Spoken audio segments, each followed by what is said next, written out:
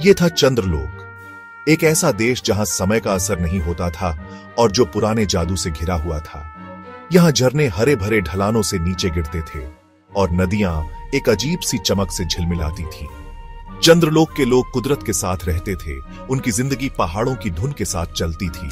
इस अद्भुत राज पर राजा आदित्य और रानी वसुंधरा राज करते थे।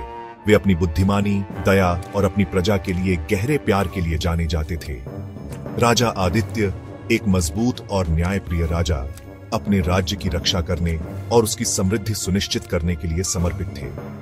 रानी वसुंधरा अपनी कृपा और बुद्धिमत्ता के लिए जानी जाती थीं, अपनी प्रजा की जरूरतों का ध्यान रखती थीं और यह सुनिश्चित करती थीं कि पूरे देश में शांति बनी रहे। लेकिन इस स्वर्ग में भी एक साया मंडरा रहा था। शाही महल के अंदर पत्थर की परतों के पीछे छिपा हुआ और पुराने मंत्रों द्वारा संरक्षित एक गुप्त कमरा था।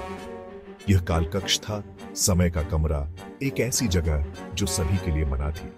इसका अस्तित्व केवल राजा और रानी को पता था, एक ऐसा रहस्य जो पीढ़ी दर पीढ़ी राजाओं को दिया जाता था। चंद्रलोक के लोग कालकक्ष और उस बोझ से अनजान थे जो उनके प्यारे राजाओं पर था। राज्य में जीवन शांति और समृद्धि में चलता रहा।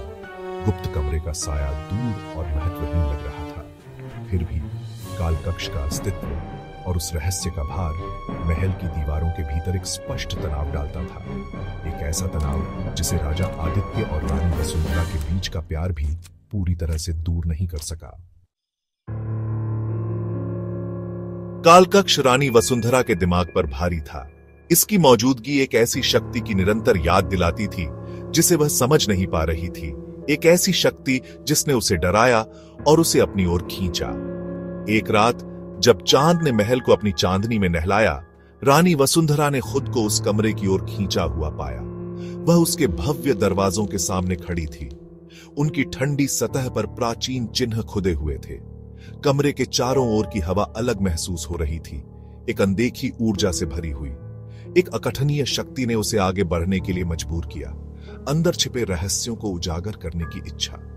जैसे ही उसने दरवाजे को छूने के लिए हाथ बढ़ाया, एक हाथ ने उसकी कलाई पकड़ ली। उसने राजा आदित्य को देखा। उनके चेहरे पर चिंता की लकीरें थीं। मेरी प्यारी, उन्होंने कहा। उनकी आवाज में जोर था। तुम्हें वहां नहीं जाना चाहिए। कालकक्ष हमारे लिए दखल देने की जगह नहीं है। रानी वसुंधरा अपने पति की आंखों में डर देखकर दंग रह गई।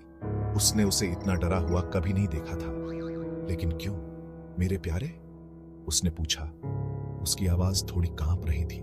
इस कमरे में ऐसे कौन से रहस्य हैं जो इतने खतरनाक हैं? राजा आदित्य हिचकिचाए। राज्य की रक्षा